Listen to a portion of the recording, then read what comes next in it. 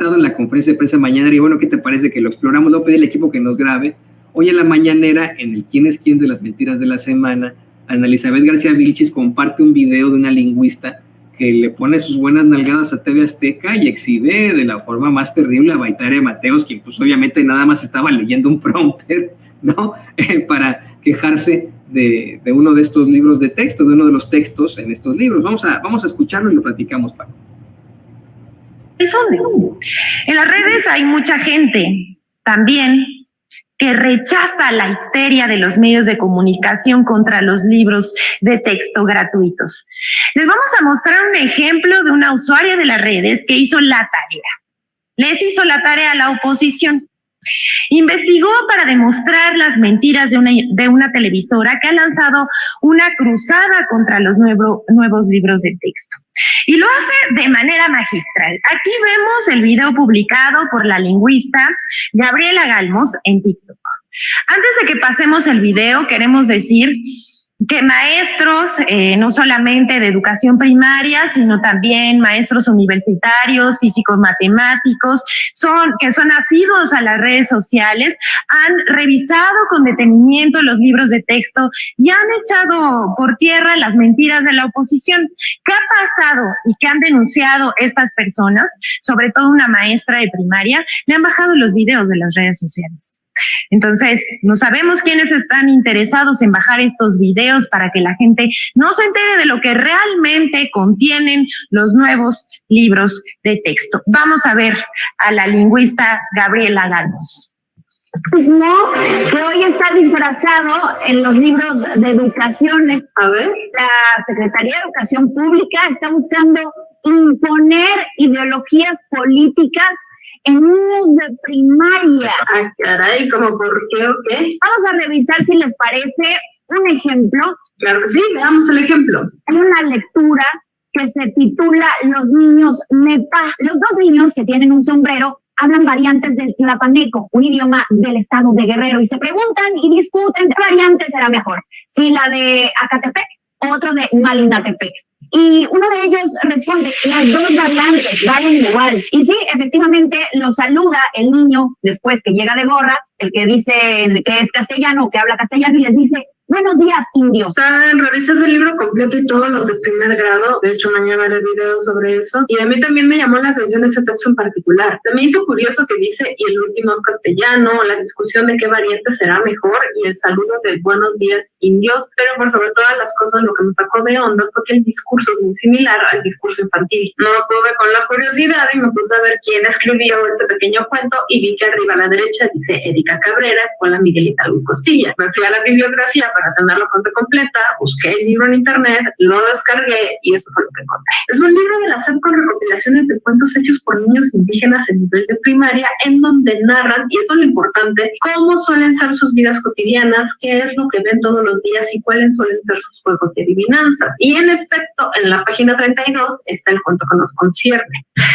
Es un cuento escrito por una niña indígena en el 2014. AMLO todavía ni era presidente. Aún no se hacían los cambios a los libros de texto. Literal, es una niña narrando lo que ha oído, visto y vivido toda su vida. Es una visión que divide, es lo que busca hacer, dividir, discriminar, a separar, a radicalizar, a dividir. No, el cuento de esa niña no es una visión que busque dividir y discriminar. Es el cuento de una niña que retrata cómo ella y su comunidad han sido divididos y discriminados por los hispanohablantes. Cuando el cuento dice que el hispanohablante dijo buenos días, indios, no es porque la SEP esté tratando de hacer que así les llamemos a los indígenas. Es porque la niña que escribió el cuento así suele ser llamada. Cuando los niños indígenas se atreven a alzar la voz y decir que ellos hablan dos lenguas, mientras que el hispanohablante solo una, es de nuevo a la niña retratando lo que suele vivir su comunidad. Al final del cuento, lo que la niña quiere es que el hispanohablante los entienda, que se disculpe por haberlos hecho a menos y que prometa que tomará en cuenta su lengua.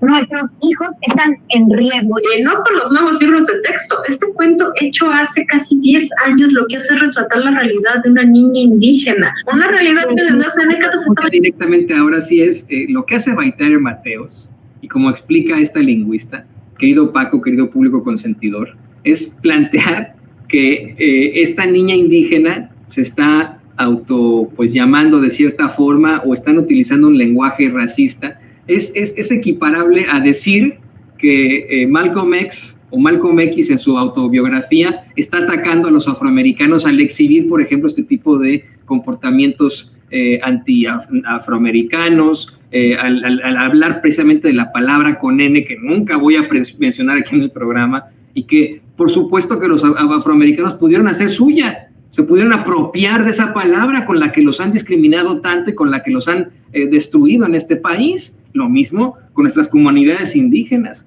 Por supuesto que esta niña va a poder determinar cómo les hablan, cómo han sido discriminados, cómo se han tenido que enfrentar este tipo de circunstancias, y qué bueno que lo pudiste sacar a flote, querido Paco. Toño, pues mira, es que es eso, la verdad es que están repitiendo como merolicos, ni siquiera como periquitos, porque cantan bien bonito los pericos que había en mi casa, en mi pueblo, cuando era niño. Están repitiendo como merolicos cosas que les ponen en el teleprompter, subrayados, fuera de contexto, pero lo que hace esta lingüista es entrar, es conocer todo el trasfondo del libro, todo el contexto, y eso ya te da otra idea. Es decir, son medidas que está tomando la derecha, y yo digo solo protagónicas, medidas políticas desesperadas.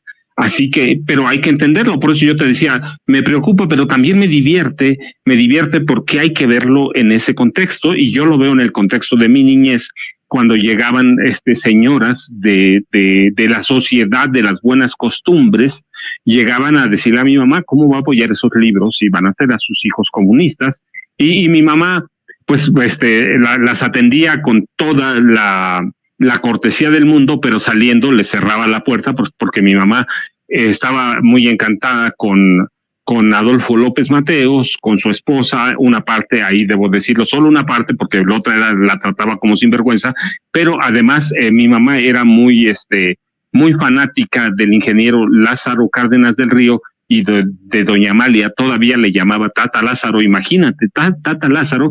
Entonces, pero recibía muy bien a estas damas de la vela perpetua que llegaban a mi casa a espantarlo. Entonces, hoy están haciendo lo mismo, aprovechando, claro, los medios de comunicación, radio, televisión, prensa escrita y mucho las redes sociales o las plataformas electrónicas, lo están aprovechando bastante bien. ¿Cuánto les va a durar el impulso? Bueno, las clases empiezan más o menos a fin de este mes, y creo que ese tema se les va a desinflar inmediato. ¿Por qué? Porque la presidencia y la Secretaría de Educación Pública tienen recursos para delinear el plan de estudios. Para eso es el Poder Ejecutivo, también para eso, y es un programa educativo que está revisado, que está diseñado para las necesidades que tenemos, y yo digo que les va a durar lo que resta de este mes, Toño, lo que resta de este mes.